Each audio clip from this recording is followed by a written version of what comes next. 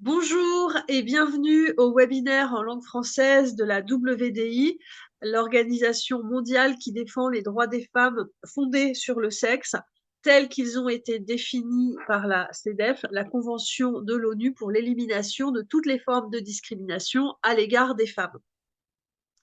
Les femmes subissent des violences partout dans le monde et ces violences, elles les subissent en fonction de leur sexe et non pas en raison d'un sentiment métaphysique ou je ne sais quoi qu'elles auraient d'être des femmes. C'est bien sur la base du sexe que les femmes subissent des violences et c'est donc bien sur la base du sexe que la CEDEF a été écrite. Donc c'est pour ces raisons que la WDI est à l'origine de la Déclaration des droits des femmes basée sur le sexe. Et notre déclaration, elle compte déjà plus de 39 000 signataires à travers le monde, provenant de 160 pays. Et nous vous invitons bien sûr à signer à votre tour notre déclaration. Si ce n'est déjà fait, vous allez avoir le lien dans le chat. Notre déclaration, elle se compose de 9 articles, parmi lesquels l'article 1 réaffirme que les droits des femmes sont fondés sur le sexe. L'article 4 qui réaffirme le droit des femmes à la liberté d'opinion et d'expression. Et l'article 5, il réaffirme le droit des femmes à la liberté de réunion et d'association. Aujourd'hui, nous recevons Malou de Suisse qui va nous présenter l'association Femina Helvetica. Alors Malou, elle vit en Suisse depuis sa grande adolescence. Elle a travaillé pendant 20 ans dans le domaine social au sens large avec tout type de population. Et elle a toujours eu pour hobby l'écriture poétique et elle précise nerveuse, chroniquée pour élucider ses propres interrogations et pour partager ses analyses. Elle est slameuse et elle anime également des ateliers de rencontre de soi et d'écriture. Alors, elle est membre de Femina Helvetica et elle va nous parler de cette association. Alors, Malou, je te dis bonjour. Bonjour Malou. Oui, bonjour. Bonjour. Bonjour. Déjà, est-ce que tu peux me dire comment tu es devenue critique du genre? Comment, voilà, comment est apparue cette réflexion? Oui, ben en fait c'est alors j'en parle aussi d'ailleurs dans un rebelle du genre, je sais plus lequel, mais j'en parle un petit peu. Et en gros c'est vraiment des réflexions à force de discussion, notamment avec un monsieur qui se disait trans-identifié par moment, on va dire, et avec qui j'ai discuté de nombreuses heures et avec qui je me disais mais il y a un truc qui, enfin il y a un truc qui colle pas et j'arrive pas à comprendre qu'est-ce qui fait que vraiment c'est pas c'est il y a un truc qui joue pas. Et puis ça a été les différentes petites expériences que j'ai vécues de questionnement justement avec une fois un monsieur avec une poitrine refaite plutôt féminine et des cheveux longs mais avec un pénis qui se changeait dans les douches mixtes des filles où là enfin voilà, ça m'a aussi questionné. J'étais là, mais attends, il y a un truc qui joue pas pour moi. Et là, voilà, j'ai commencé vraiment à m'informer, à bouquiner, à écouter les rebelles du genre, à tout ça. Et j'ai pu vraiment poser le mot, en fait, rebelle du genre. Parce qu'avant, je l'avais pas, je me disais juste, non, mais en fait, ça colle pas. Et je pense que le transgenrisme et la transsexualité sont deux choses totalement différentes, en fait. Et du coup, j'étais là, non, en fait, le transgenrisme, je comprends pas, ça n'existe pas. Enfin, voilà. Et donc, je dirais que c'est toutes les petites expériences, voilà, au quotidien et les confrontations aussi que j'ai pu avoir, mais on y reviendra peut-être plus tard, certaines confrontations d'idées où on me confirmait, on me disait non, non, mais si, je prends un faux nom, mais si Bernard se sent femme, c'est son ressenti, il faut que tu le respectes. Et moi, j'étais là, mais enfin, depuis quand un ressenti crée la réalité commune, en fait? Ouais. Et voilà, moi, j'étais plus sur bah, les ressentis créent des réalités individuelles et la matérialité des faits crée la réalité commune. Et enfin voilà, et donc voilà, et c'est ça qui a fait que non, en fait, je peux pas adopter cette idée, donc rebelle du genre. Voilà. Ouais. Oui, puis de ce que tu décris, en plus, c'est vraiment une situation concrète, en fait. Toi, tu es dans les vestiaires. Je sais pas s'il y avait des gamines ou pas dans ce vestiaire, mais Oui, oui, j'étais avec enfin, des que j'accompagnais à la piscine. Donc c'est Ouais, toujours un peu, je fais, attends, je me mets dans mon positionnement professionnel. Déjà, personnel, non, ça me va pas. Et oui, positionnement professionnel, non, ça ne va pas en fait. On ne peut pas imposer ça à des mineurs dans un lieu spécifique pour les filles en fait. Je ne comprends pas. Et donc, voilà, problématique. ouais, ouais. Bah oui, oui, non, c'est clair. Et puis en plus, c'est vrai que même dans les vestiaires, on se met pas forcément complètement toute nue. Donc en fait, là, le mec, il était vraiment dans. Je le faisais même pas avec les propres ados. Enfin, moi, je me lavais sous le maillot, comme on fait souvent quand on est éducatrice ou Oui, animateur, puis oui, qu'on va dans les douches avec les gamins pour les aider, parce que là, en l'occurrence, c'était des adolescents avec des troubles du comportement et des retards mentaux associés. Et donc, des fois, ils oublient la moitié de leur corps, ils oublient de mettre du savon, ils mettent, enfin, ou ils mettent tout le paquet de shampoing. Donc, faut juste être là pour un peu coacher et que ça se passe bien, quoi. oui. Ouais. Oui, oui, mais on va pas forcément se montrer à poil alors que lui, il se sentait légitime. Voilà. Donc c'était très très perturbant et Ouais, vraiment ça a été toutes ces premières parce que jusque-là je me disais juste oui bah écoute il se prend pour elle il veut qu'on l'appelle Bernardette bah faisons plaisir à Bernard il fait du mal à personne c'est ok. oui, Enfin, moi jusque-là vraiment ça en fait je voyais pas le souci je voilà et puis j'avais connu une ou deux personnes qui ont fait des transitions et je les ai pas connus après, mais quand j'étais ado, des gens qui se sentaient super mal et à qui l'idée de transitionner de prise d'hormones était vraiment, avait l'air d'être une vraie solution. Et donc je me disais, bon, bah voilà, ces gens, si, enfin voilà, comme je sais pas, il y a des gens qui ont des problèmes de vue, ils se font opérer, bah ça va mieux, ils sont super contents, bah peut-être que de façon très naïve. Et c'est vraiment toutes ces petites expériences cumulées où je me dis, non, mais en fait, il y a un souci. ouais. On est en train de nous arnaquer. Enfin, on nous vend, on nous dit, oui, oui, il y a cette problématique, mais derrière cette problématique se cachent plein de gens qui vont vampiriser cette situation pour leur profit personnel, pervers, autogynéphile et tout ce qu'on veut. Et alors heureusement, il y a pas que ça non plus, mais ça peut être même, et là pour le coup, pour les mineurs, bah, c'est aussi la fragilité de l'adolescence qui va être impactée dans un moment où on est en mauvaise confiance de soi, où on est tout perplexe avec son propre corps. Euh, on, on apprend à connaître son monde émotionnel et affectif. Et puis là, tout d'un coup, ben, on peut nous mettre dans la tête que non, mais ton corps, il n'est pas bien, on va le changer, on va le fabriquer autrement. Bah, je trouve ça hyper grave en fait en termes d'amour-propre, de confiance en soi. Enfin, je trouve que là, on est en train de déconner quoi en tant qu'adulte. Voilà. Et en tant qu'éducatrice, moi, j'ai quitté le milieu de l'éducation en Suisse en 2013, j'ai quitté l'éducation vraiment en tant que éducatrice spécialisée, etc. Et j'ai continué un petit peu, mais par mandat, c'est-à-dire que j'avais plus un seul patron, je faisais des remplacements et j'allais dans plein d'écoles différentes. Et donc, j'ai commencé vraiment à voir entre 2013 et 2017-2018 une augmentation de ce diagnostic de dysphorie vraiment, je me suis dit, mais c'est très bizarre que tout d'un coup, en 5 6 ans, on n'en parlait pas il y a 5 ans, il y a 3 ans, et là, tout d'un coup, hop, il y a 4 élèves qui y sont, puis il y a 3 élèves là, puis il y a et vraiment, j'ai commencé à me dire, non, mais là, on est en train de mélanger un monde d'adultes qui va pas bien avec un potentiel d'enfant qui est en pleine construction. Et c'était plutôt des jeunes filles ou des jeunes garçons qui voulaient, qui En se disaient l'occurrence, trans? jeunes filles, je trouve voilà, qu'il y a plus de jeunes filles. Oui. En tout cas, depuis 2018, 2016, 2018, il y a beaucoup plus de jeunes filles qu'avant. Oui, tu as constaté la même chose que ce que tout le monde constate au niveau international, en fait. C'est... Ouais, Ouais, ouais.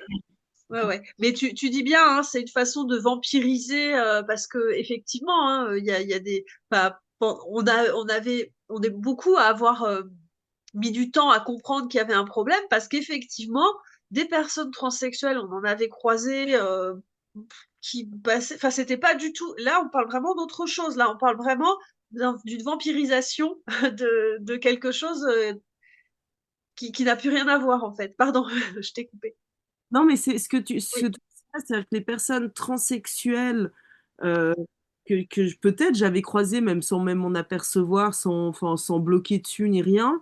Alors il y en a qui diront oui, mais parce que justement elles vivaient du harcèlement, qu'elles ont toujours dû vivre cachées, etc. Ok, peut-être, j'en sais rien, je peux pas dire, j'en ai pas fait l'expérience. Et j'ai quand même l'impression aussi qu'il y avait une pudeur et un espèce de et un respect un peu plus grand aussi vis-à-vis des femmes en fait et de leur droit à l'intimité justement. Et donc voilà, je pense que là on est arrivé à un stade où il y a eu une confusion entre la dysphorie, entre des troubles divers et variés qu'on peut avoir psycho-émotionnels, avec, enfin voilà, et à la limite, ce qui concerne les adultes, à la limite, au grand bien leur face, chaque adulte peut faire voilà, peut faire les erreurs, les expériences, les envies, les désirs qu'il veut, tant que c'est consenti, consentant et avec des êtres consentis, consentants, ok.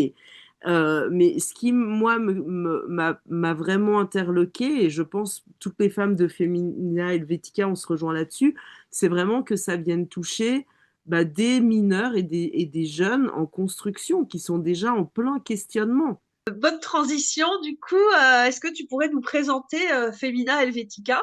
Oui, bah oui. Alors en fait, je dirais que, enfin je dirais, non, nous disons de nous que nous sommes vraiment une coalition de femmes qui vivons en Suisse.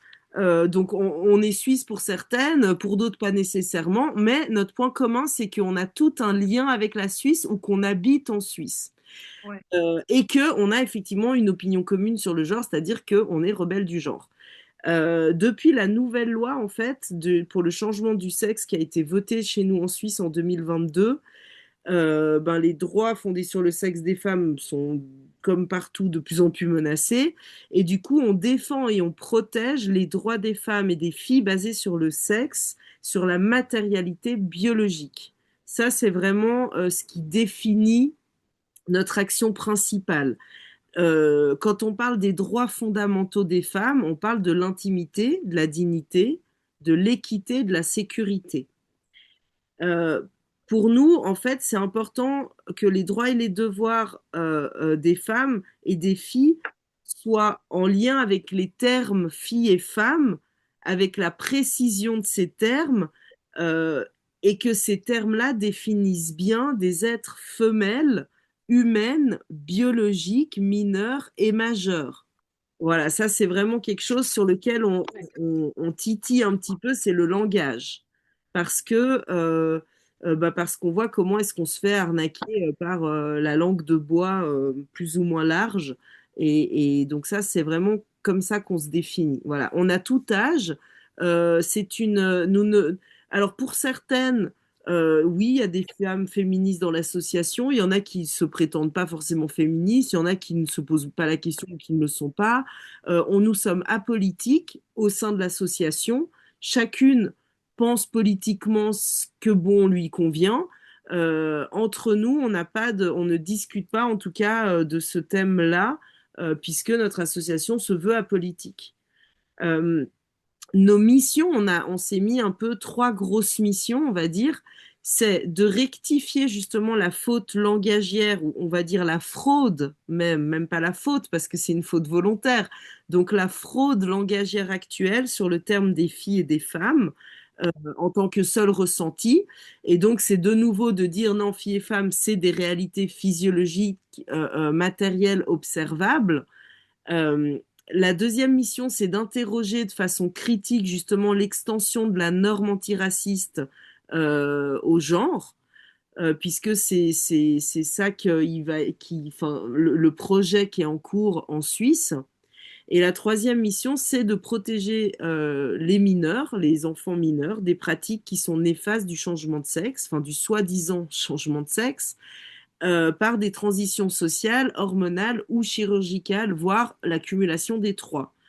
Nous, on défend la position que chaque personne naît dans le corps qui est le bon, qui est le sien et qui est parfaitement OK. Voilà. Donc ça, c'est vraiment les missions, je dirais, de Femina Helvetica. Et est-ce que tu peux un peu préciser, parce qu'on en avait un petit peu parlé, mais cette loi qui va en fait détourner une loi antiraciste pour l'appliquer à quelque chose qui n'a rien à voir en fait.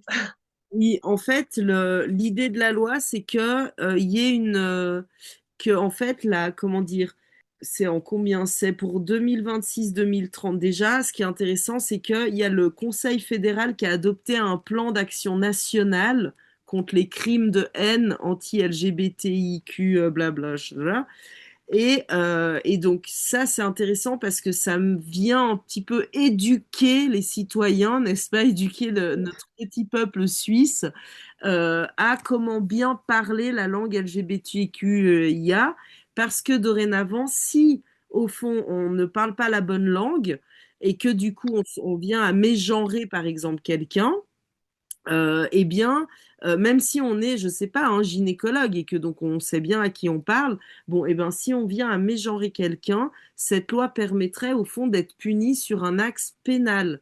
C'est-à-dire que ça rentrerait vraiment en matière, non pas dans du civil, mais dans un truc pénal, de la même matière que si j'avais fait de l'apologie du racisme ou de l'apologie de la haine ou voilà ou même voilà j'avais eu des propos homophobes, bah, ce serait la même sanction. Voilà. Ouais. Euh, alors, c'est contrariant parce que ça veut dire plusieurs choses. Du coup, je fais un petit parallèle. Je prends mes notes pour pas oublier, pour pas Ah trop. oui, oui, oui. Attends, je dis pas de bêtises ou pas que je dise pas de trucs. Oui, c'est depuis 2022. En fait, en Suisse, fédéralement, puisque en Suisse, on a donc la fédération, la confédération helvétique, et donc la confédération helvétique, c'est tout plein de cantons. Et donc, on a des lois fédérales et on a des lois cantonales. Bon. Et là, c'est fédéral, et donc ça veut dire que c'est pour tout le monde en Suisse. Il y a eu une votation pour faciliter le changement de sexe à l'état légal, à l'état civil, pardon, par de l'auto-identification. Et donc ça veut dire que à l'heure actuelle en Suisse, le sexe biologique est non représentatif du sexe légal juridique. Ouais. Et d'ailleurs, depuis, je crois qu'on est à peu près 2500 personnes qui ont changé de sexe légalement. Donc là où ça pose un peu un problème, c'est que ce sexe qui est enregistré à l'état civil, c'est celui qui, par exemple, va faire foi pour les données statistiques, notamment. Euh, Oui. donc ça veut dire qu'en fait, à quelque part, ça va fausser les données statistiques aussi. Donc on se retrouve comme ça avec quand ça vient toucher à la loi, ben, ça vient quand même poser quelques questions et problématiques. Là, on a un gars, le Conseil fédéral, qui a utilisé sur un programme législatif pour 2019-2023. J'ai noté, parce que ça m'a quand même perturbé, ils ont noté lutte contre la violence sexiste. Et moi, je me dis, ok, c'est génial, mais ça veut dire qu'en fait, quand on enlève l'utilisation de lutte euh, de la violence à l'égard des femmes, en fait, on enlève la spécificité du fait que oui, il y a tant de féminicides par année. Et donc, de parler de violence sexiste, ça veut dire, et évidemment que autant les hommes que les femmes ont le droit de dénoncer une agression, ok, Bien sûr. sexuelle, un viol, évidemment, autant les hommes que les femmes, ok. Simplement, la réalité, c'est je crois qu'il y a moins de 7% dans le monde, où il y a plus ou moins 7% de femmes dans le monde qui sont emprisonnées pour des crimes. Ça veut dire que tout le reste, ce sont des hommes. Donc, en fait, c'est juste que, oui, la violence existe davantage vis-à-vis des femmes. Et si on ne peut pas le nommer et dire violence à l'égard des femmes, eh ben, en fait, on cache le problème sous le tapis. Enfin, on cache la merde au chat, quoi. En plus, mais même je vais faire de la provocation, mais en disant que une violence, admettons qu'il y aurait quelqu'un qui agresserait une personne trans parce que elle est trans. Eh ben, en fait, c'est faux quand ils disent qu'ils défendent les personnes trans. Moi, je suis pareil, je trouve que ça ne veut rien dire. Ça englobe trop de situations, le mot personne trans. Mais en réalité, en disant que c'est une violence contre les femmes, quelque part, ils invisibilisent aussi ce qu'ils veulent dénoncer puisqu'en fait, ils vont le mettre dans une catégorie qui est pas la bonne. Donc, ça montre bien vraiment qu'ils n'ont aucune envie de défendre qui que ce soit en réalité, quoi. C'est Oui, oui, et en tout cas pas les mineurs. Donc ça c'est ah très non. problématique. En tout cas, voilà. Non, là par exemple en 2022, Il y a l'EPFL en Suisse. Donc l'EPFL, c'est une grande école pour les ingénieurs qui vont bosser après, j'allais dire à la NASA, pas du tout, comment ça s'appelle? Pff, la honte. Je reviens de Bretagne, j'ai beaucoup conduit, du coup mon cerveau est un peu fatigué. Qui vont bosser au CERN, voilà. Donc à Genève, il y a le CERN, c'est un truc où ils analysent des particules, tout ça, le Big Bang, machin. Et ben à l'EPFL, donc l'école d'ingénieurs pour ces futurs merveilleux travailleurs, eh bien il y a des toilettes mixtes depuis 2022. Et depuis 2024, par exemple, il y a les toilettes mixtes à l'Uni, à Lausanne et à Genève. Alors, c'est pas réellement dans la loi, mais ça fait partie des mesures et du grand plan fédéral pour initier un peu le langage et la culture TQIA, etc. Et que Oui, ça se développe, enfin, qu'il y ait une banalisation des toilettes mixtes, par exemple. Euh, oui, oui. voilà. Oh, oui, oui, c'est une revendication de, même pas en plus une revendication de cette minorité, c'est une revendication militante, parce qu'en réalité, il y a plein de personnes transsexuelles qui sont inclus dans cette catégorie-là par les transactivistes, qui demandent même pas ça. Donc c'est vraiment, Et d'ailleurs, on entend quand on regarde certaines chaînes ou certains témoignages maintenant qui émergent un petit peu sur YouTube, notamment, on entend oui, des personnes transsexuelles qui témoignent en disant, mais transsexuel n'est pas une insulte. oui, Moi, je suis transsexuelle. Enfin, je fais la personne. oui, oui, oui, oui, oui, tout à fait. Et puis qui dit, moi, ça m'embête qu'on m'identifie en transgenre parce que justement, le transgenrisme, ça n'existe pas en fait. On est transsexuel, quoi. Et il y Tout a de à plus fait. en plus de personnes transsexuelles qui portent leur voix aussi en disant, attention, on est un peu en train de nous mettre dans un sac où on est, non, on n'est pas d'accord. C'est pas ça, nous, notre propos.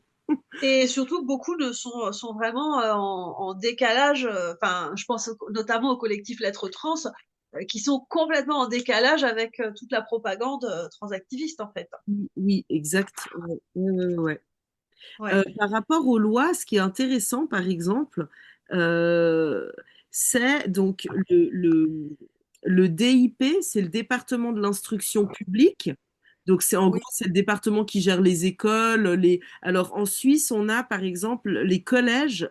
Dans mon canton, ça s'appelle les cycles d'orientation. Et les d'accord. lycées, c'est le collège ou l'école de com ou etc.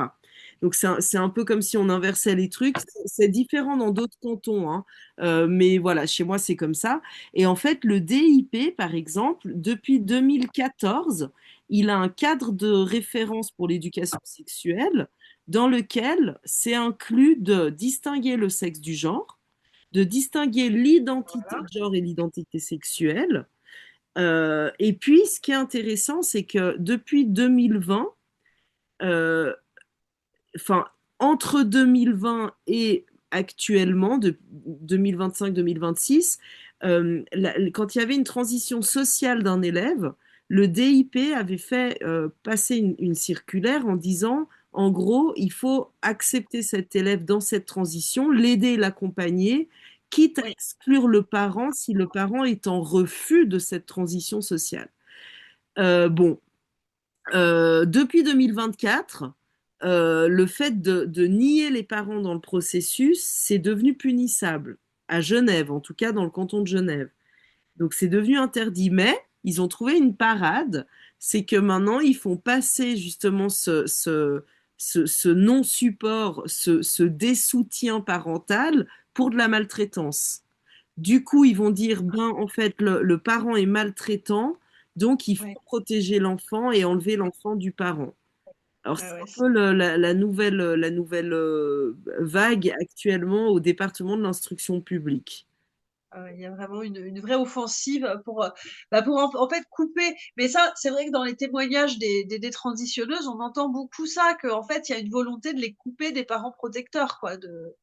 Oui, oui, complètement. Parce que les parents ont encore un pouvoir sur le choix médical, euh, Oui, et puis sur comment dire, le soutien à l'enfant, c'est-à-dire dans la contribution de la réflexion. Et donc, oui, si le parent peut continuer à aider à faire réfléchir son enfant, l'enfant pourrait décider de finalement ne pas transitionner. Et donc, c'est un oui, client en moins, en plus pour le pharma, quoi. ouais. Ouais, Donc, ouais, non, c'est effrayant. Vous êtes combien donc alors, c'est je pas vais une pas association, c'est une coalition. Vous êtes les... nombreuses? Alors là, on est quoi? On est une grosse vingtaine. On a Bien. eu deux petits départs parce que pour des raisons personnelles, d'investissement, de tout ça. Ouais. Et je crois qu'on a eu quelques arrivées, mais moi, je suis pas à jour parce que voilà, c'est comme ça. Je suis pas Oui, à mais jour enfin, ça, dans les comptes. En fait, ce qui est chouette chez Femina Helvetica, c'est qu'on a vraiment des petites équipes. On s'est un peu créé, on s'est dit, bon, qui aime faire quoi et qui est bon dans quoi? Voilà. Et qui a envie de faire quoi? Et qui a combien de temps pour faire quoi. On essaye d'optimiser. Et donc, on a fait un petit groupe qui va être plutôt pour les actions politiques. Et qui réfléchit justement de façon politique en allant farfouiller les lois. Voilà. On a un groupe qui va s'occuper justement de tout ce qui est réseaux sociaux, qui va dire, ah ben voilà, ben nous, on poste, on regarde les articles qui sortent en lien avec la Suisse et puis on met les gens au courant. Donc elles vont surtout s'occuper de ce qui sort sur Insta, ce qui sort sur X, d'une ouais. newsletter régulière avec un portrait d'une femme féministe suisse. Enfin, voilà, on essaye de vraiment s'accorder sur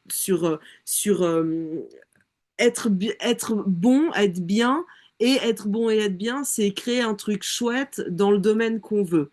Et on a du coup un autre groupe qui va être le groupe un petit peu plus, comment dire, plus dessous, c'est-à-dire celles qui a créé, par exemple, celles qui ont créé le site internet et qui du coup, ben, elles sont peut-être moins dans la visibilité. Par contre, bah, elles sont tout autant nécessaires que les autres parce que bah, c'est grâce à elles qu'on a un super site et que les gens peuvent venir ben, voir un petit peu ce qu'on fait, peut-être se connecter à nous, prendre des informations, décider de souscrire, de faire partie de notre coalition et de s'abonner en tant que membre de notre superbe association. Euh, voilà, et puis on a un groupe aussi qui s'occupe ben, des actions qu'on aimerait mettre en place, parce que c'est vrai que Femina Helvetica, nous sommes, ça va faire, bah, ça fait une année maintenant qu'on existe.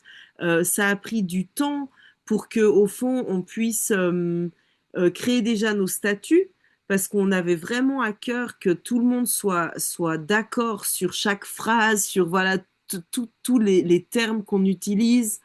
Et donc, ça a pris du temps. Et en parallèle, on a commencé à réfléchir à des actions qu'on aimerait peut-être mener. On a écrit des fois des courriers déjà à des conseillers sur justement peut-être cette fameuse loi. Voilà, on essaye de prendre position activement et politiquement. Et puis, on a essayé aussi d'aller à quelques manifs d'où on s'est fait furieusement jeter et insulter et bon voilà comme hélas beaucoup de femmes à l'heure actuelle qui sont rebelles du genre et qui osent le signifier publiquement se font ébrouer quoi, c'est lamentable mais bon c'est comme ça. Euh, voilà en gros, si j'oublie des choses, j'espère que j'ai des copines qui sont dans le truc et puis qui peuvent me dire mais non, J'ai j'ai lu que vous étiez une trentaine. J'ai lu, oh, nous sommes une trentaine. J'ai t'es inscrite j'ai vu en plus. passer dans le chat.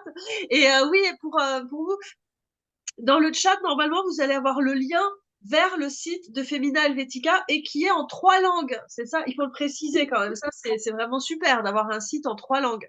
En vrai, on a une partie francophone qui est la Suisse romande, on a une partie alémanique, donc où on parle suisse-allemand, qui est pas tout à fait non plus de l'allemand allemand, mais suisse-allemand. Et puis on a une partie italienne, donc où on parle tessinois, italien. Et comme beaucoup de gens et beaucoup de femmes du groupe parlent anglais, on s'est dit, Ouais, bon, qu'est-ce qu'on a majoritairement dans le groupe et à qui? Ok, ben, pour le moment, on a privilégié français, anglais, allemand. Et on espère dans un futur proche peut-être mettre aussi l'italien. Mais pour le moment, voilà, effectivement, c'est en 3 langues. Si d'ailleurs vous voyez une faute ou un truc, sentez-vous libre, s'il vous plaît, de vous le faire remarquer. Parce on a vérifié à plusieurs, mais on n'est jamais à l'abri d'un petit manquement. Et puis l'idée, c'est qu'effectivement, on mette aussi bientôt des podcasts en ligne et ces podcasts seront aussi normalement traduits. Si je le fais en français, eh ben, ce ouais. sera en sous-titré allemand et anglais. Et puis si je le fais ben, en anglais, on sous-titrera, enfin c'est pas moi qui le ferai du coup en anglais, mais si une copine le fait en anglais, hop, ce sera sous-titré du coup en allemand et puis en français et vice-versa pour les autres langues. Voilà, le site est super bien fait. Vraiment, je remercie le groupe qui l'a fait. Il est génial, il est beau. En plus, moi, je trouve qu'il est très beau, notre site. Et en fait, vous verrez, il y a plein de liens. Et à chaque fois qu'on dit quelque chose, c'est-à-dire à chaque fois qu'on dit, voilà, il y a telle loi, non, non, non, on vous met la référence et vous pouvez cliquer dessus et accéder directement à l'info.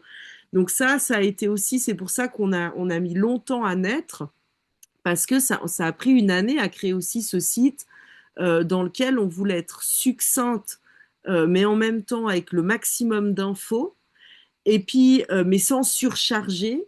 On voulait que nos infos soient toutes, au fond, comment dire, accessibles pour vérifier ce qu'on dit et qu'on n'a pas pris les trucs de n'importe où. On s'est pas réveillé un matin en se disant, ah oui, j'ai décidé que je vais prendre tel chiffre et les inventer, mais que non, tout ce qu'on dit, bah, on le tire de données réelles. Donc comme ça, bah, vous avez les liens et les bibliographies et tout ça.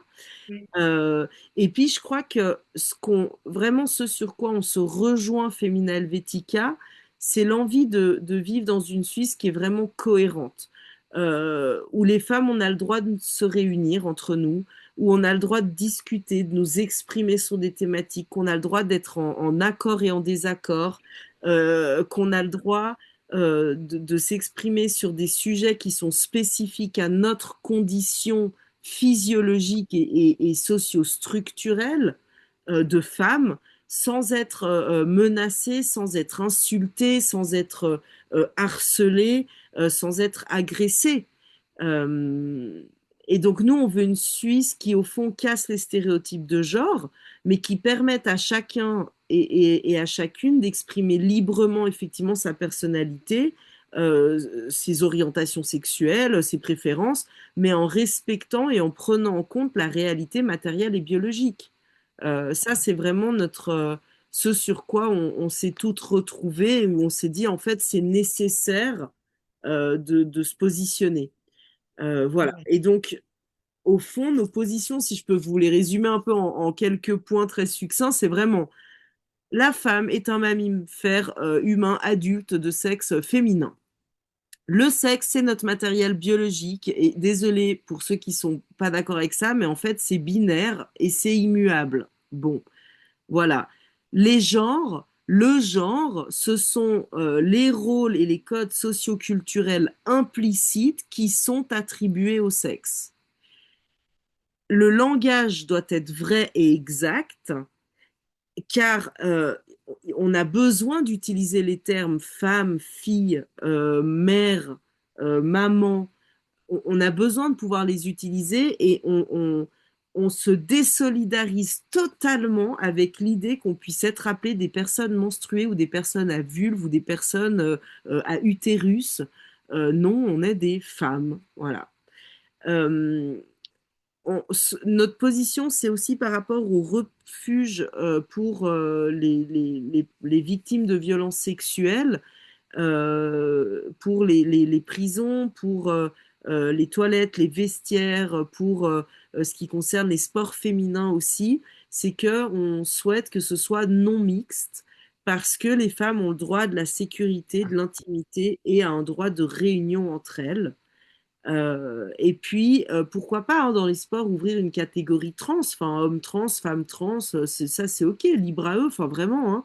Mais voilà, on ne veut pas mélanger les catégories.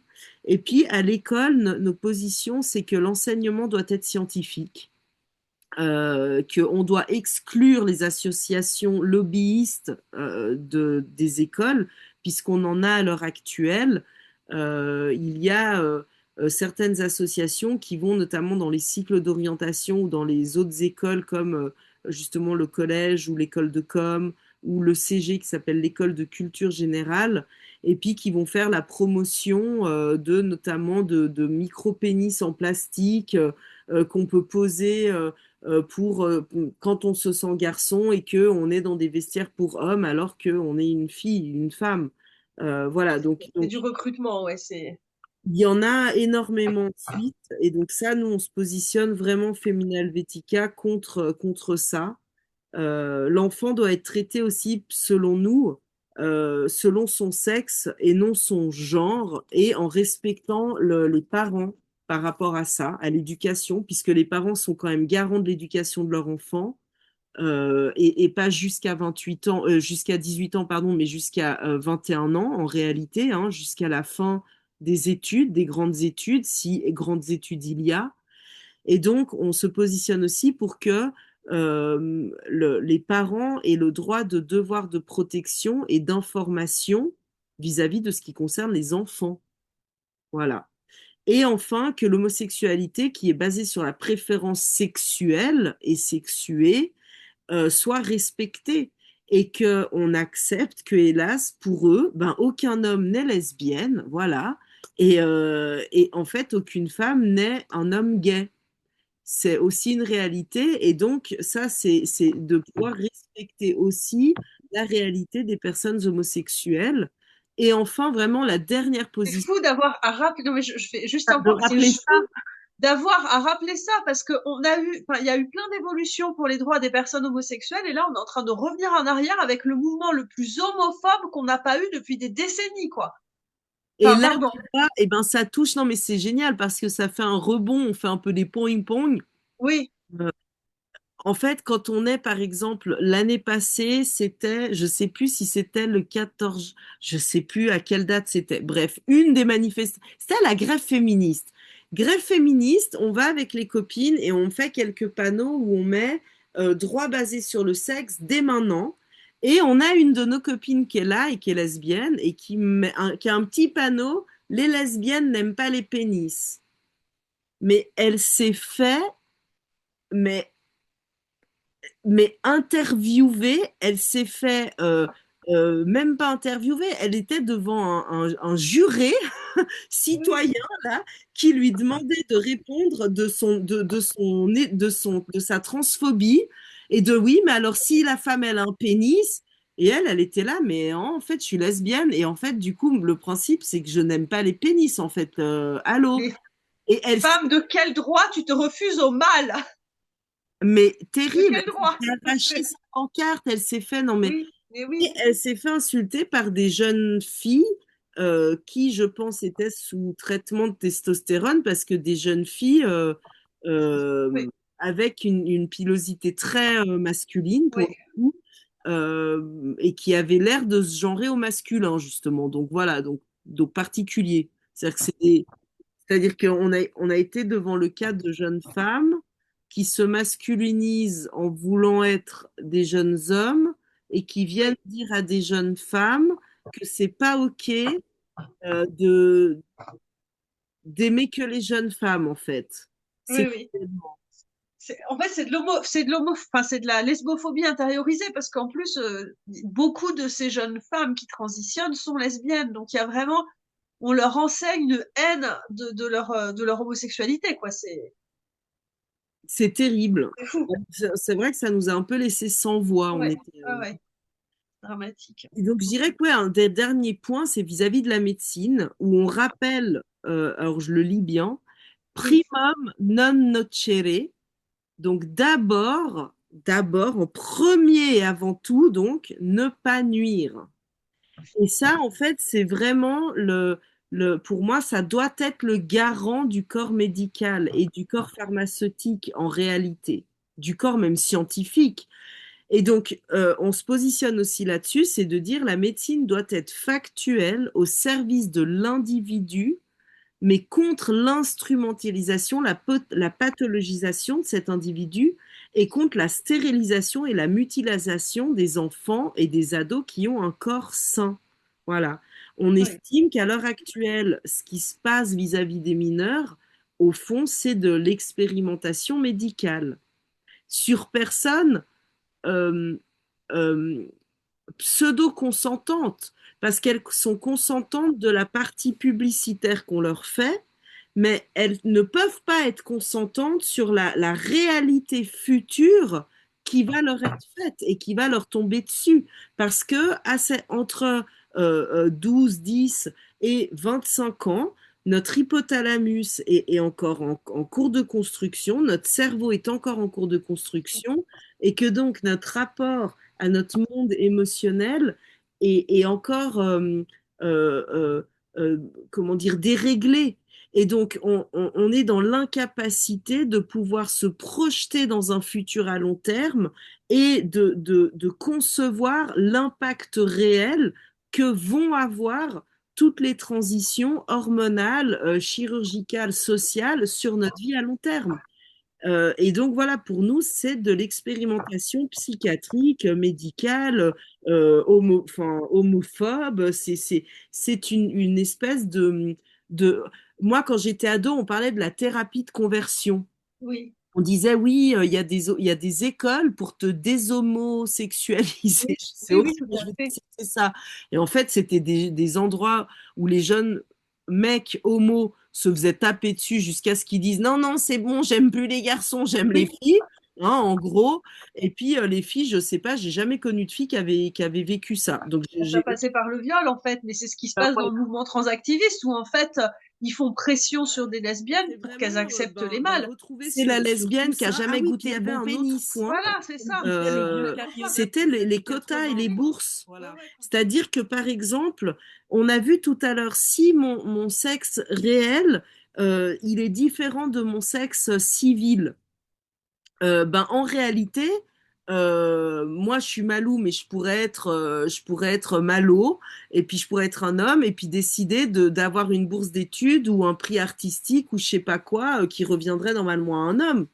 Donc, en fait, il y a aussi finalement de nouveau une vampirisation des hommes sur des prix ou des lieux ou des places qui reviendraient à des filles. Et inversement aussi, hein, il y a aussi probablement des filles qui vont voler des prix à des hommes, mais j'en vois beaucoup moins par contre Ah oui, ça dans par les principe, ouais. j'en ai pas vu beaucoup, beaucoup. J'en ai plus vu dans l'autre sens avec des Thomas Lias, avec des Iman Relief, avec voilà.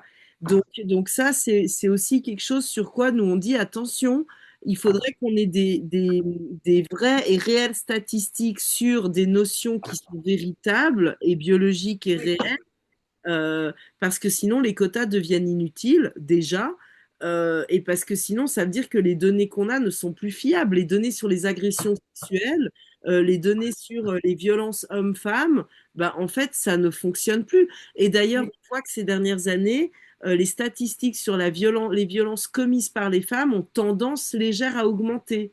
ouais. Étonnant, depuis qu'on prend en compte les hommes transidentifiés comme femmes, quoi. Donc voilà, Oui, donc oui. on est un peu sur ces revendications-là. Voilà.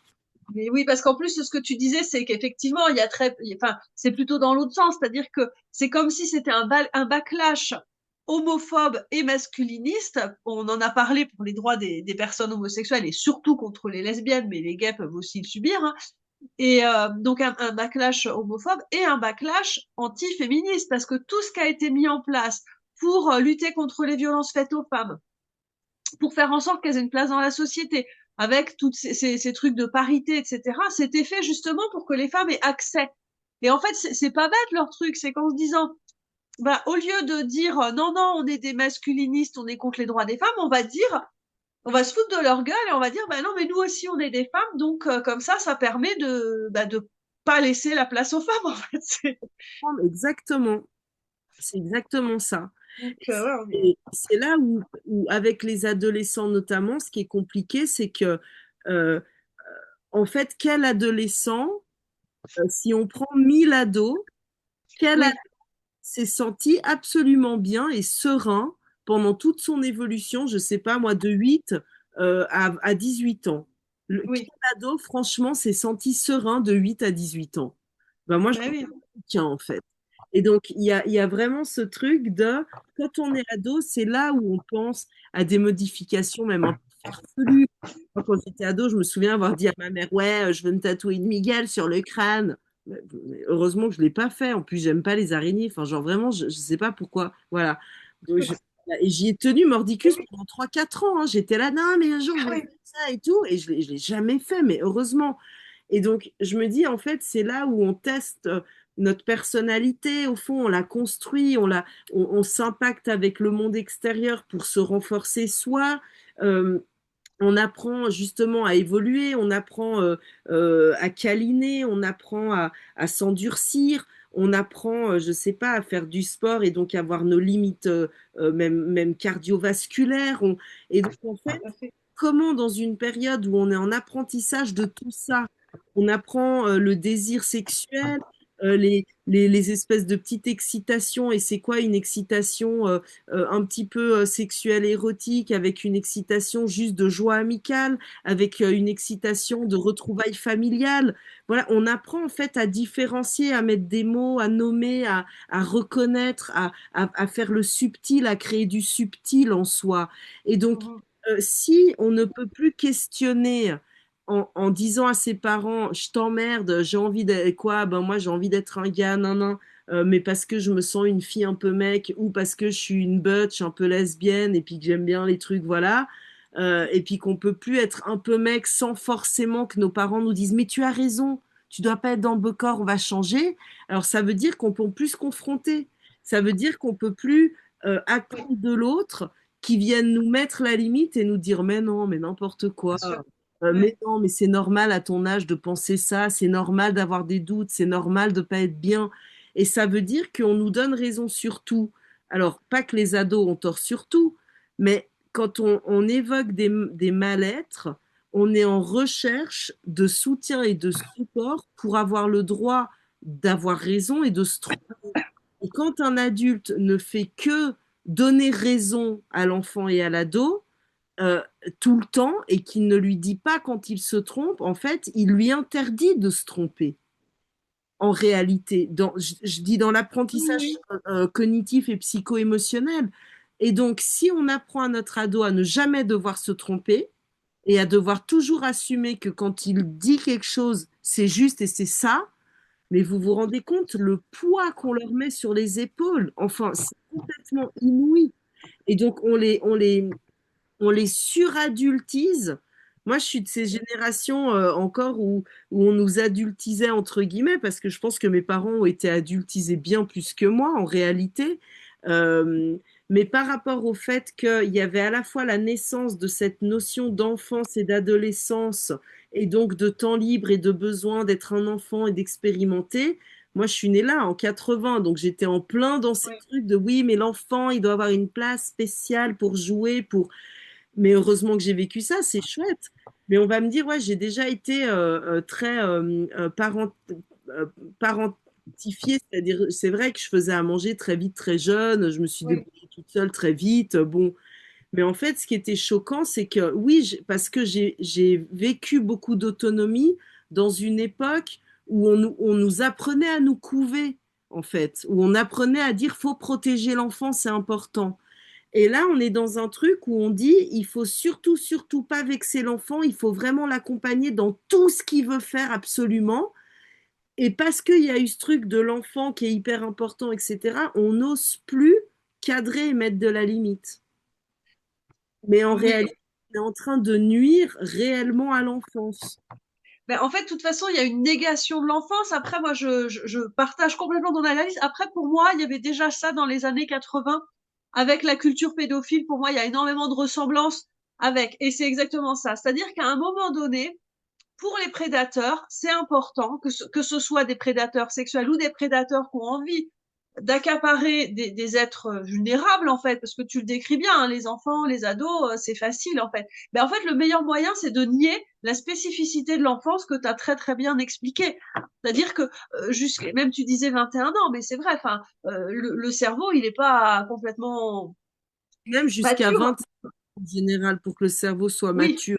Donc en tout à réalité, fait. on pourrait dire 8, 25 ans, hein.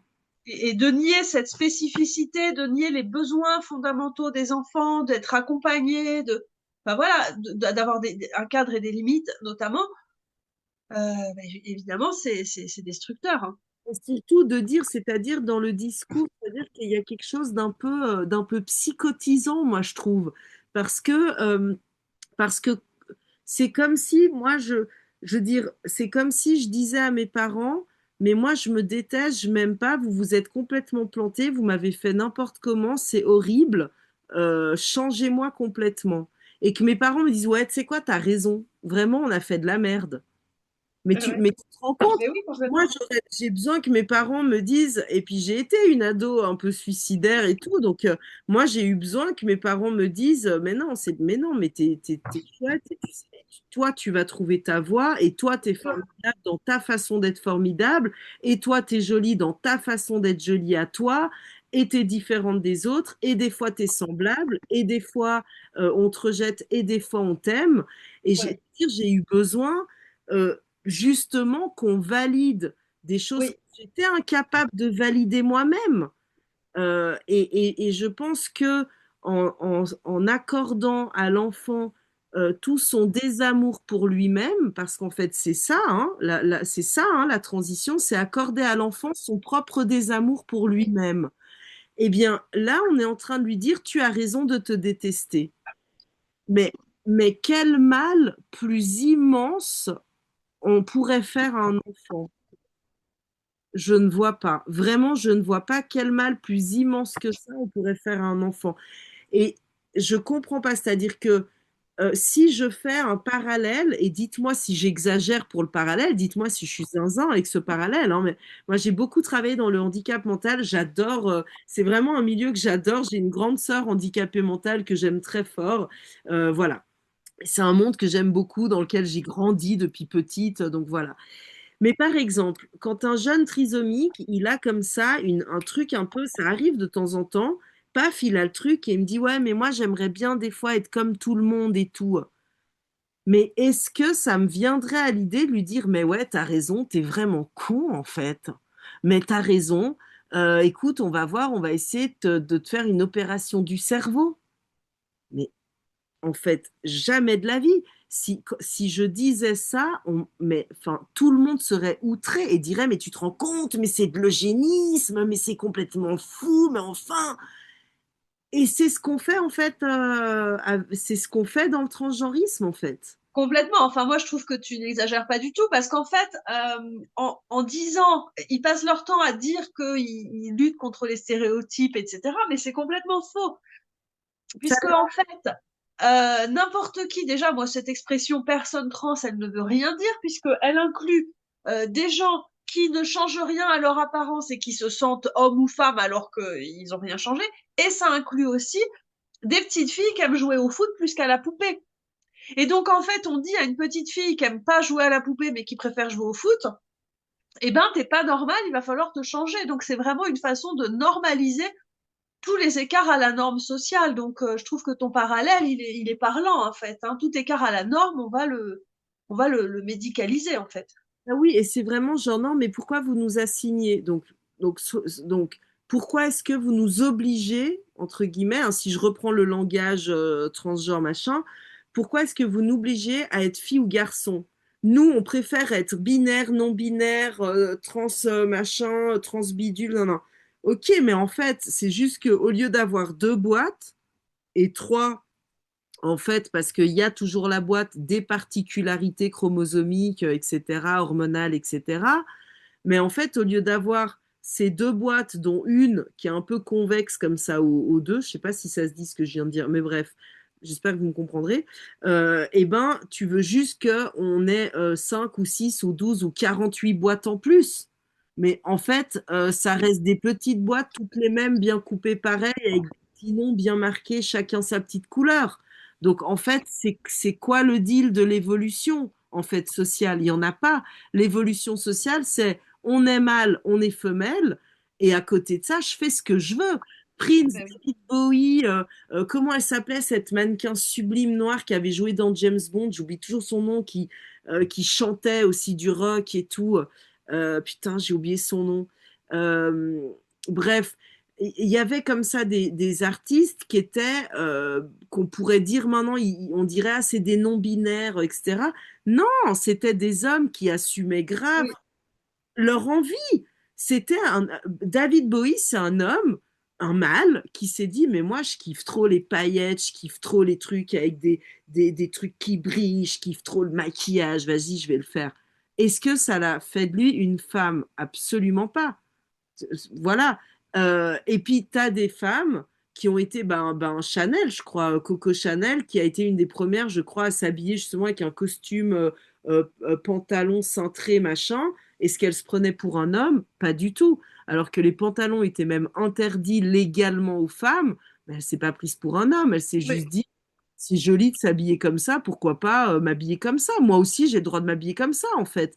Et donc, voilà, pour moi, et je pense que Femina Helvetica, c'est exactement ça qu'on dit, c'est plutôt que d'apprendre aux enfants, t'es pas dans le bon corps, mais tu as le corps parfait, et ce corps, tu peux lui apposer ce que tu as envie.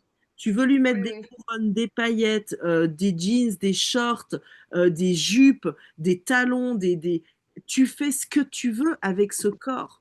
Mais ton corps, tel qu'il est, il est parfait. Grace Jones, oui, voilà, je viens de... Grace Jones, voilà, j'allais te le dire. J'ai vu ça, ouais, Grace Jones. Masculine. La femme dont tu parlais tout à l'heure s'appelle Grace Jones. Voilà. Mais elle était hyper masculine et tout, et pourtant, Oui, et en même temps ultra féminine en fait. Enfin, mais oui, tu vois, et donc, et elle s'est jamais revendiquée, quoi.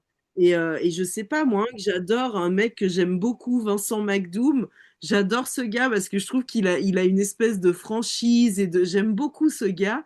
Et ce que j'aime chez cet homme, c'est que justement, il a toujours dit, ah, mais moi, je suis un homme hyper féminin. Mais en fait, je suis un homme. Et je oui, trouve oui, admirable ce gars-là, pour moi, c'est un mec qui défonce les stéréotypes. Bah, c'est un homme et il adore les trucs qu'on dit, nous humains, que soi-disant c'est des trucs de nana. Mais en fait, voilà, il s'habille comme il veut, il porte ce qu'il veut, il se maniérise comme ça lui plaît, comme ça lui ressemble, et c'est un homme, point. Et je trouve que c'est ça qu'on devrait apprendre à nos élèves à l'école, c'est ça qu'on devrait apprendre à nos enfants, plutôt que de leur dire non, mais voilà, alors il y a 42 genres, et puis gna gna, et toi, comment tu... ouais, Dans ta culotte, c'est comme ça, mais ça peut être autrement. Non, dans ta culotte, c'est comme ça. Par contre, ta culotte, tu peux choisir ce que tu veux. Tu peux mettre un boxeur, tu peux mettre un slip kangourou, tu peux mettre une culotte de ouais, fille. Ta culotte, tu peux choisir la forme que tu veux, la couleur que tu veux, tu peux y mettre des patchs, ce que tu... oui, Même si tu veux une culotte en métal, mets une culotte en métal, il n'y a pas de souci, tu vois. pas très confortable. Mais oui, mais tout à fait. Et justement, dans les années 80, eh ben, en fait, il y avait, bah, je me rappelle d'une chanson qui Pas s'appelait mettre de Troisième culotte sexe. Non, pardon, Comment? je disais une volonté de pas mettre de culotte du tout. Oui, Mais voilà. Mais, mais dans les années 80, je me rappelle, il y avait une chanson qui était à la mode qui s'appelait Troisième sexe, où en fait, il disait une fille au masculin, un garçon au féminin. Il y avait Mylène Farmer qui chantait Je suis un garçon, mais on voyait bien que c'était pas un garçon, c'était de la provocation. En fait, il y avait ce truc-là dans les années 80, un peu les de garçons se défaire maquillaient. les codes. Les rockers, ils se maquillaient à fond dans Mais les oui, mais 80. oui, dans le milieu Il punk, les avait- gens se maquillaient, mettaient des robes. Mais jusque dans les années 2000, les punks, ils mettaient des jupes, des robes, de la paillette, etc. Et en fait, c'était pas du tout vu comme étant féminin, c'était juste vu comme étant des paillettes et des robes. Mais oui, Et c'est l'apparition du mouvement transactiviste qui remet les choses, bah, qui fait rentrer dans le droit chemin finalement. Hein. exactement, exactement. Alors que, ouais, exactement ce que tu disais. Avant, on n'aurait jamais eu l'idée, je sais pas, de effectivement voir un gars un peu habillé en féminin, et tu vois, et même de lui dire, ah, mais toi, t'es pédé, tu vois, parce Mm. qu'il aurait été là, ben non, pas forcément, Et tu vois. même si on lui disait t'es habillé en fille, il disait bah non, Ouais, en plus. en Donc, en fait, plus. tous ces clichés-là, pour moi, mais vraiment, mais même quand j'étais ado, moi, je pensais pas qu'on arriverait à là, hein. Quand j'étais ado, Ouais. je me disais, ah, bah, quand je serais, tu vois, quand j'aurai 30 ans, j'en ai un peu plus maintenant, mais je me disais, ouais, quand j'aurai 30 ans, bah, il y aura plus d'homophobie, tu vois, les gens, C'est c'est ça. bon, tu vois, il y aura plus de problème de... Et en fait, là, je réalise que, ben non, comme tu disais, c'est tellement homophobe, en fait, ce courant, cette idéologie, cette forme de courant Oui, sectaire, en fait. oui, oui, Voilà. Et alors, ce qui est quand même grave, c'est que donc nous, dans nos actions, c'est déjà informé, déjà le plus du plus, avec la prise oui, de notre opinion, parce qu'en fait, rendre visible et présent notre opinion, c'est important à l'heure actuelle puisque cette opinion-là, il est scindé et fermé de partout. Donc voilà, maintenant il va y avoir une maison des femmes qui va ouvrir à Genève. C'est maison des femmes avec une astérix. Parce qu'il faut bien rappeler qu'est-ce que c'est qu'une femme, puisqu'on sait plus ce que c'est qu'une femme. Donc femme, il faut bien rappeler qu'en fait c'est les filles, les femmes, les hommes transidentifiés, les pingouins qui, enfin j'exagère, mais je veux dire, c'est un peu ça maintenant. Donc Oui, oui, donc en tout, fait, euh, il y a quelque chose de informé, ça devient nécessaire et c'est déjà du militantisme. oui, mais oui, bien sûr. Et est-ce que vous avez des actions envers les parents aussi? Alors oui, ah, mais ça c'est. Alors je dirais que euh, pour le moment pas encore. Nous, la seule action Oui, qu'on a réellement avec les parents, c'est qu'en fait on peut être un lien d'écoute, un lien de. voilà. Ouais, Parce qu'il y a des parents on a même des parents dans l'association.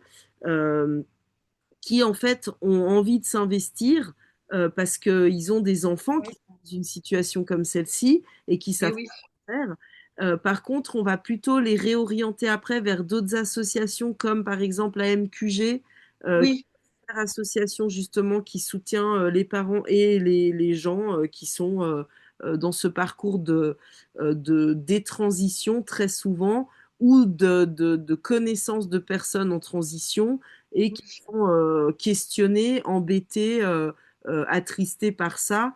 Et comme, voilà, comment on fait, ouais. comment on peut en parler, bah, c'est un endroit pour déposer aussi.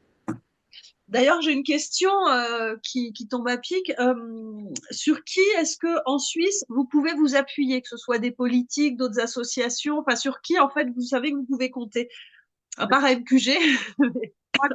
Le blanc de ma réponse était un blanc. Voilà. Je pense qu'il y a extrêmement peu de gens sur qui en fait on peut réellement s'appuyer. Ouais, Et hélas, hélas, alors moi je dis toujours parce qu'on est apolitique, mais après personnellement on a toutes nos opinions. Euh, oui, Moi personnellement je dis toujours ni gauche ni droite, nitroglycérine. Je pense que on doit faire sauter nos systèmes politiques et les réinventer autrement, même si en Suisse on est quand même le pays le plus démocratique qui existe. Mais nous ne sommes quand même pas en démocratie, étant donné que c'est toujours le plus grand nombre qui gagne quand même la votation. Donc, en réalité, on reste en monocratie quand même. Bon. Mais sur qui on peut s'appuyer? Eh ben, plutôt sur des partis de droite, hein, pour le coup, oui, parce que du coup, des partis qui vont être, euh, comment on dit, traditionnalistes, un peu, qui vont être pour, oui, ouais, traditionnalistes, même parfois un peu vieux jeu, avec qui on n'est pas forcément toutes individuellement d'accord, mais qui, eux, peuvent freiner un petit peu cette folie du transgenrisme, notamment chez les adolescents. les ados, ouais, Pour le ouais, moment, ouais. c'est seul parce que tous les partis, les Verts, les sociaux, on a plusieurs. Les Verts, par exemple, ils ont un groupe de parole sur le féminisme qui est animé par un homme transidentifié femme. Oui. Bon, bah moi j'y suis allée une fois leur donner un petit truc de notre association et puis j'ai demandé, on pourrait parler de justement de la problématique du transactivisme et des femmes. Et puis la personne m'a dit, ah oui, oui, bah vous en parlerez avec machin, justement, c'est une personne trans. J'étais là, ah super. Ouais, super. Ouais. En Euh, plus, on n'a même plus d'espace pour parler des problèmes féministes parce qu'en fait, ils viennent prendre la place là où on doit parler des la semaine, problématiques liées aux femmes. il y avait une réunion, non, il y a 2 semaines, il y avait une réunion fédérale sur Ouais, justement un groupe de travail fédéral qui travaillerait sur la question du féminisme et et éventuellement justement comment dire, des actions à créer et à œuvrer en Suisse par rapport à ça. Et ouais, en fait, j'ai une copine qui a été pour voir un peu comment ça se passait, puis elle a demandé aux femmes présentes, alors du coup, le féminisme, c'est défendre les femmes, qu'est-ce que c'est une femme? ouais. En fait, les nanas ont botté en touche, quoi, en faisant, bah, c'est quand on se ressent femme. Mm. Elle est, elle Ouais, est, c'est- a écarquillé les yeux, elle était là, bon, bah, on va pas pouvoir avancer très loin parce que déjà, il faut qu'on se mette d'accord sur femmes, en fait. Et Mais donc, c'est fou, ouais, c'est fou. c'est en Qu'est-ce fait, qui les pousse à vouloir faire un truc féministe? Il y en a plein en France aussi, c'est pareil. Elles disent, ah, j'ai trop envie de faire du truc féministe. Ben oui, mais pourquoi? Si tu sais même pas ce que c'est, enfin, qu'est-ce qui te pousse à vouloir faire un truc féministe? Si tu sais pas qui tu défends. bah, sauver justement des personnes transidentifiées pour se donner bonne conscience d'avoir fait un chouette travail social, mais parce que Oui, encore une misogynie intégrée en soi, euh, oui, de protéger la victime qui se dit victime, qui arrive à faire du bruit. Euh, oui, bah voilà. Défendre les hommes, en fait. ouais, c'est ça, c'est la victime qui fait le plus de bruit au fond. En fait, Ouais, ouais, c'est ça. mais c'est Et exact. surtout si c'est un homme, parce que les mêmes, en fait, ces mêmes militantes, le jour où nous, lesbiennes, on dit non mais en fait là, on subit de la pression, c'est horrible, on a subi du harcèlement sexuel de la part d'hommes transidentifiés, là, et on a beau le crier, là, en fait, c'est nous les méchantes, en fait. Bah oui. Bah oui, parce que t'as pas accepté, parce que c'est toi qui es transphobe. Tu pourrais quand même faire un effort et puis adapter ta sexualité au Voilà. féminisme quand même, tu vois. Ah ouais, non mais c'est vrai qu'elles sont bien dressées, hein, c'est... Non, mais c'est terrible, mais c'est exactement ça. Et Ouais, ce ouais, ouais. qui nous a choqué avec Femina Helvetica, c'est aussi toujours dans ces manifs. Et pourtant, on y a été vraiment. La dernière fois qu'on a été dans une manif, on était, je crois, sept ou Oui, une. Il y avait, je sais pas combien de personnes, il y avait peut-être 2 000 personnes. Je veux dire, on est oui, 7, on n'est vraiment pas un danger. Enfin, on est un danger pour personne. En plus, on est vraiment là avec nos pancartes. Genre, vraiment, on fait de mal oui, à personne. On a juste notre opinion, c'est tout. Et, oui, oui, et vraiment, on s'est fait insulter. Et puis, ce qui est fou, c'est que dans ces manifs, on voit des fois des panneaux.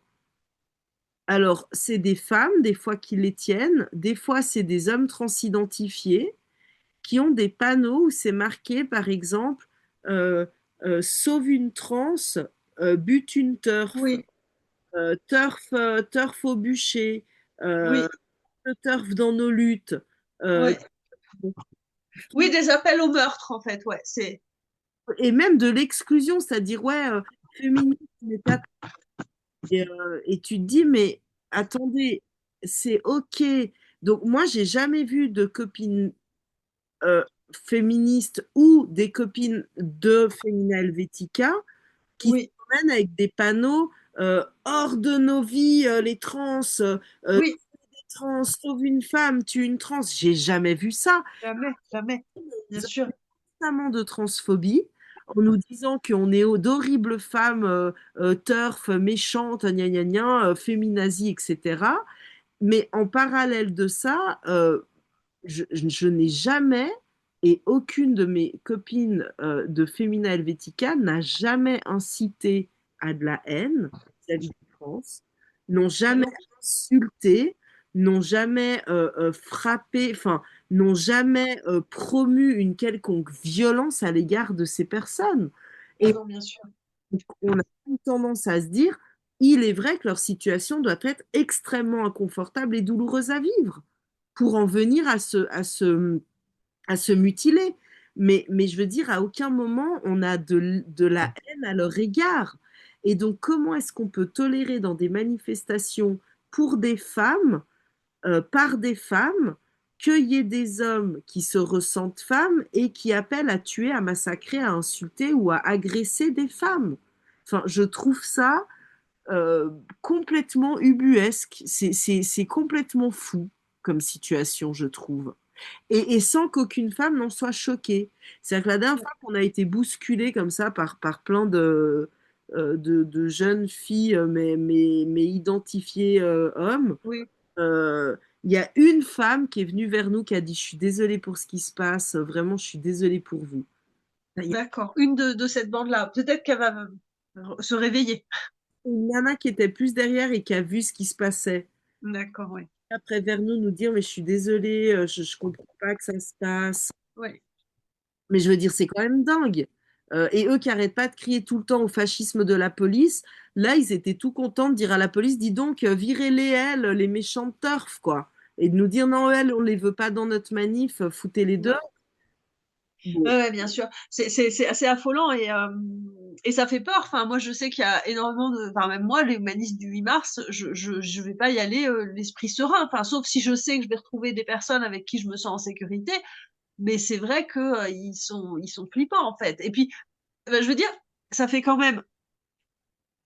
Est-ce qu'on pensait un jour que ce serait, euh, enfin, que ça viendrait de là, l'appel à tuer des féministes, quoi. Enfin, tu vois, c'est terrible. Jamais, jamais on n'aurait pensé que ça viendrait de là. De gens non. qui se revendiquent comprendre ce qu'est être une femme. Oui, ouais, ouais. C'est un retournement de situation. Et est-ce que tu as subi des pressions? Vas-y, vas-y, je te laisse, je t'ai coupé. Tout a le culot de dire je comprends ce qu'est être une femme. Tu devrais avoir l'honneur et le respect de te faire tout petit. Oui, Et de dire je comprends la difficulté que c'est d'être une femme, je vais venir à vos manifs et tout, mais moi je vais être derrière. C'est vous qu'on met à l'honneur, c'est pas nous. bien sûr. Faites des manifs trans en fait, mais faites vos propres manifs trans avec des droits trans, réclamer des droits trans, voilà. Mais pourquoi venir à chaque fois, quoi que squeaker comme ça, les lieux par et pour les femmes? Et c'est là où je trouve que c'est une vampirisation euh, constante comme ça. Et ouais, ça, je trouve ça terrifiant, effectivement. Ouais. Ouais, ouais, c'est terrifiant. Et je sais pas si tu avais envie de parler des pressions vraiment personnelles que tu as pu vivre de la part de ces militants. Alors, il y a plein de choses. Moi, j'ai déjà reçu donc alors, bon, pour une conférence que j'avais fait sur les violences, on m'a déjà envoyé des mots en disant, les filles qui m'ont invité, hein, ont ensuite posté des choses sur Facebook en disant, oh non, alors en fait, on se désolidarise totalement, on regrette de l'avoir invité, en disant qu'ils allaient voir s'ils allaient porter plainte contre moi pour les propos transphobes, etc. Alors que j'ai parlé 9 minutes du transactivisme et il n'y a rien de transphobe, il y a juste des faits biologiques. Voilà.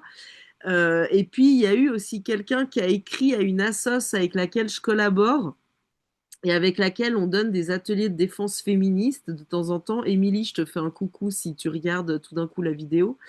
Et là, elles ont reçu la sauce un mail d'un jeune étudiant nantais qui disait, oui, si jamais je vous avertis que vous avez quelqu'un de transphobe dans votre association, et puis il a envoyé des screens de commentaires que j'avais fait sur un post à lui, où effectivement, je suis très rude et très biologiquement répartisante, mais lui, il me cherche, il masticote, et puis en fait, il n'y a rien de transphobe dans ce que je dis.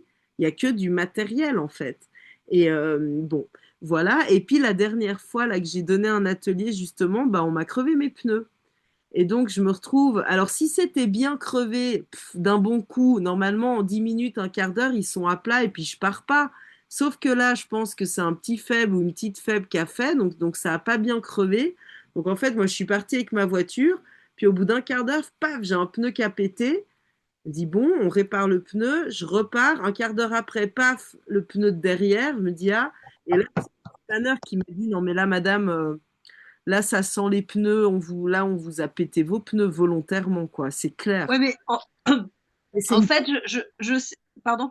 c'est hyper grave, hein, en réalité, de faire Mais déjà. bien sûr, parce que tu dis oui, ils auraient crevé les pneus. En fait, ça aurait été moins dangereux s'ils les avaient vraiment dégonflés.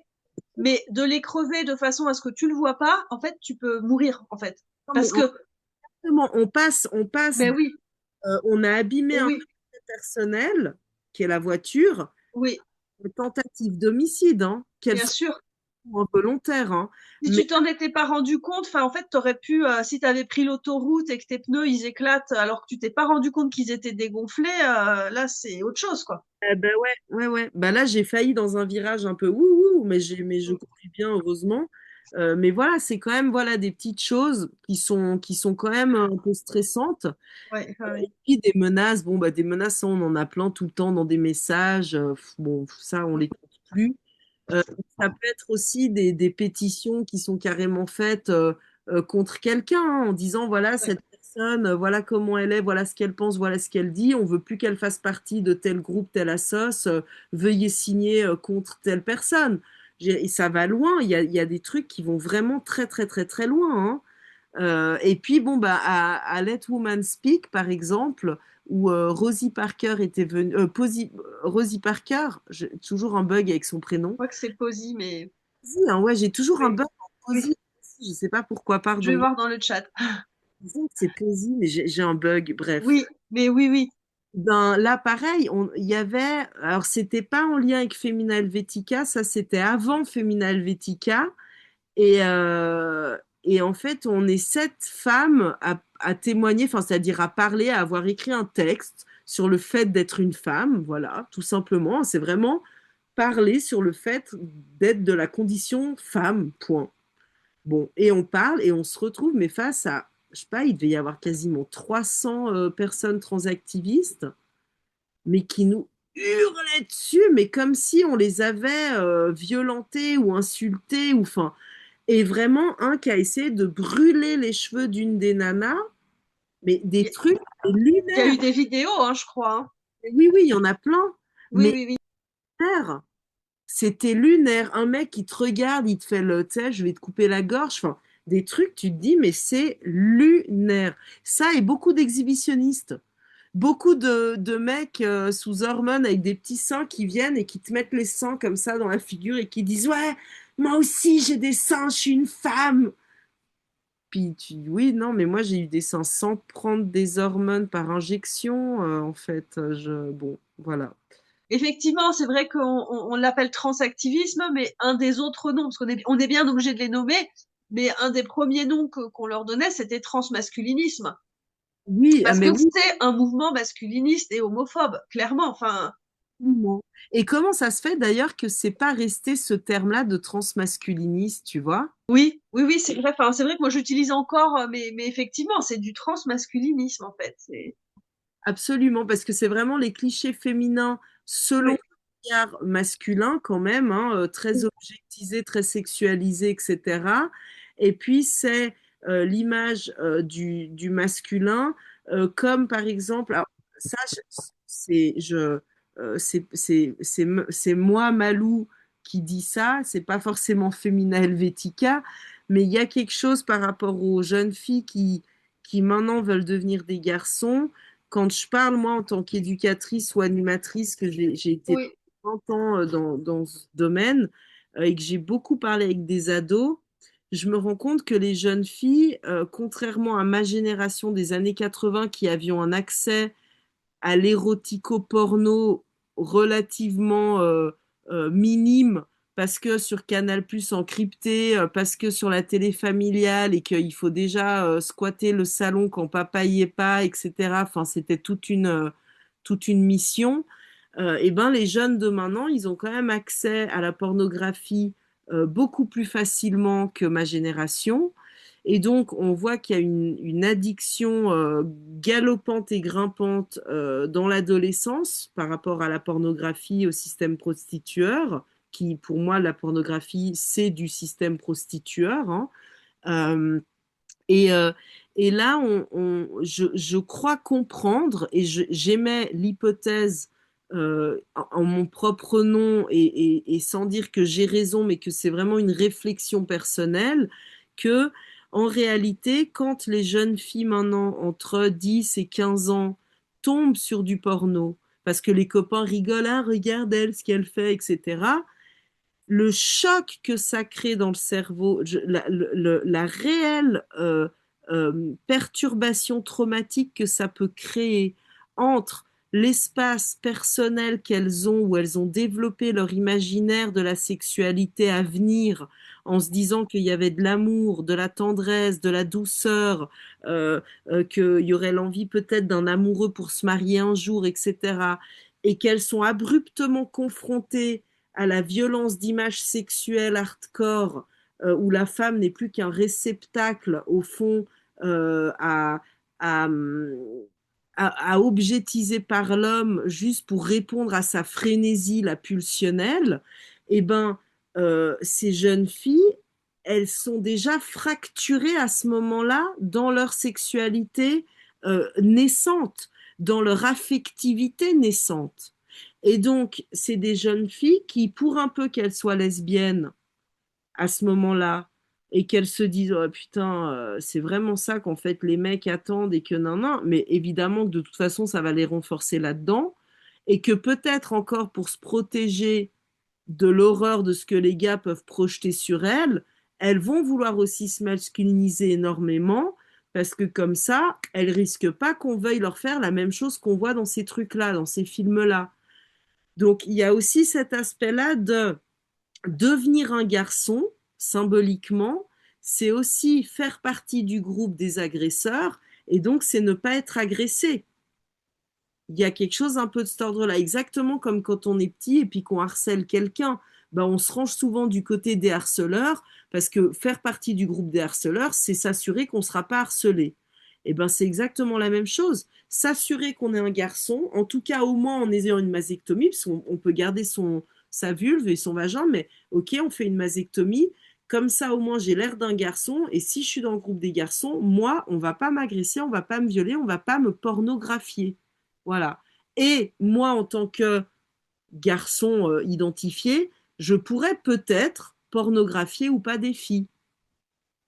Mais voilà, là, je pense qu'il y a aussi quelque chose à réfléchir pour les médecins, pour les éduques et tout par rapport à ça, quoi. On va bientôt arriver à la fin.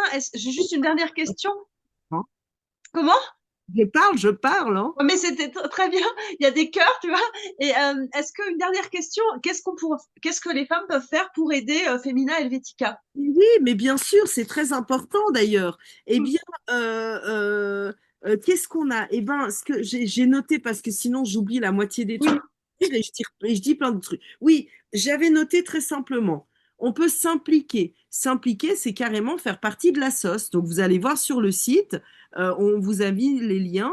Et puis, vous pouvez nous envoyer un petit mail à travers le site et vous pouvez vous impliquer soit en étant à fond dans la sauce, en participant, en venant aux réunions, en faisant les visios, en faisant les actions, en ayant une place dans un des groupes dont j'ai parlé avant, soit en disant, mais moi, j'ai pas le temps du tout, mais j'ai plein de thunes, je vous donne des thunes. Ok, super, on prend aussi, parce que ça peut être ça, de nous aider en finançant quelque chose.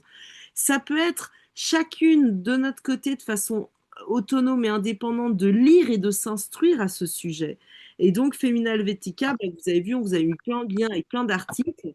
Lisez, instruisez-vous sur le sujet parce que c'est en lisant et en s'instruisant là-dessus qu'on peut développer ses arguments, se positionner réellement. Et en se positionnant, on fait le travail de fourmi, de pouvoir répandre, entre guillemets, cette parole qui est devenue tabou et que les gens qui se rallient à notre pensée n'osent même plus évoquer par peur d'être insulté de turf, de féminazie, etc. Donc déjà d'oser aussi se positionner, dire ok ben moi je me positionne, c'est aussi une façon de nous aider, de signer la pétition évidemment pour que les femmes soient reconnues femmes et que leurs droits fondamentaux soient reconnus et basés sur leur sexe et non leur genre. Sur notre site, il y a le lien à la pétition. Je sais que toi, Marie, tu l'as aussi et que tu le fais passer régulièrement sur WDI, évidemment. voilà. Et puis il est dans le chat. Donc, ouais. Et puis, ben, il y a de soutenir les unes et les autres, c'est-à-dire ben voilà, vous voyez un homme transidentifié qui sort des vestiaires des femmes, ben, on a le droit de l'interpeller en lui disant, excusez-moi monsieur, mais c'est vraiment le vestiaire pour les dames. Voilà, merci beaucoup. Et de juste soutenir aussi, voilà, en agissant, sans se mettre en danger, évidemment, hein, toujours en respectant sa sécurité mais simplement en agissant au quotidien. Voilà. Et nous soutenir, c'est aussi parler de nous. Et donc, ça peut être aussi de partager nos posts sur Insta, nos posts sur X, de partager notre newsletter. Pardon, je baille, excusez-moi. Nos articles, ça fait 1 heure et demie que je parlote, alors j'ai le petit coup de fatigue. Voilà, c'est aussi ça de nous soutenir. Voilà. Bah, écoute, merci beaucoup. Merci à toi. Alors, on arrive donc, comme je disais, à la fin du webinaire. J'ai deux annonces à faire. Déjà, comme je vous disais en début de webinaire, notre déclaration, elle s'appuie sur notamment le texte de la CEDEF, hein, la Convention pour l'élimination de toutes les formes de discrimination à l'égard des femmes. De cette déclaration, de cette convention, a découlé une commission de l'ONU pour l'élimination de toutes les formes de discrimination à l'égard des femmes. Il se trouve que cette commission commence à un peu perdre la boussole, enfin même l'ONU qui était quand même là pour défendre les droits des femmes basés sur le sexe, puisque, alors vous allez avoir le lien, ils ont publié un rapport dans lequel ils demandent aux Pays-Bas de poursuivre la dépénalisation de l'industrie du sexe, en sachant qu'aux Pays-Bas, c'est déjà complètement dépénalisé.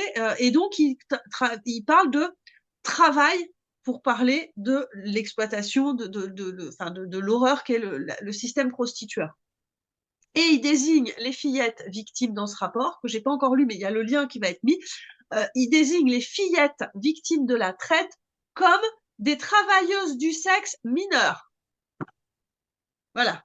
Donc, il y a une pétition qui est à l'initiative de la CATW aux États-Unis, la coalition contre la traite des femmes.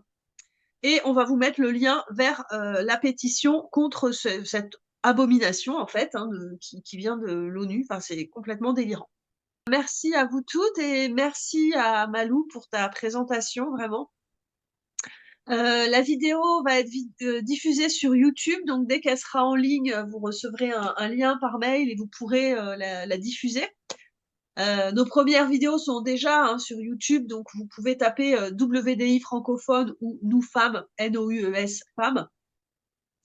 Le prochain webinaire, ce sera comme d'habitude le premier dimanche d'avril. Voilà. Donc midi pour heure du Québec et 18 heures heure en France, voilà.